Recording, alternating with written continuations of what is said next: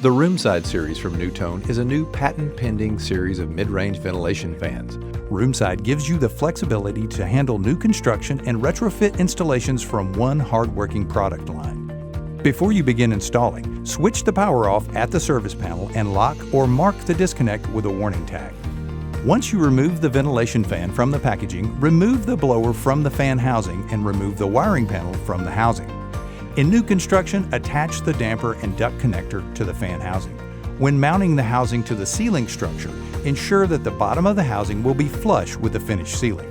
Bend out the housing tabs to fit against the bottom of the structure. Secure the housing through the mounting ears on each side of the housing with appropriate fasteners. Connect 4-inch round duct to the duct connector using duct tape. Next, you will connect the wiring. Connect the power cable to the housing with the appropriate UL-approved connectors. Follow instructions given for proper wiring. Reinstall wiring panel and secure with screw provided. The grill will be installed after the ceiling has been finished.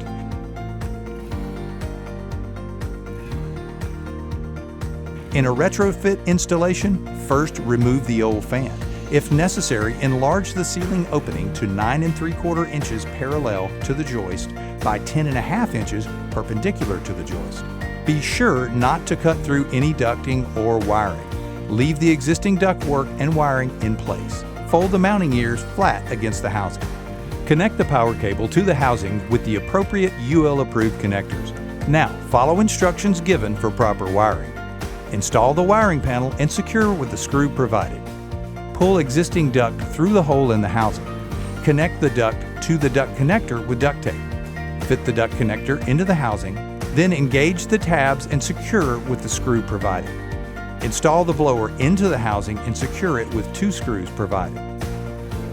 Plug the blower back into a receptacle.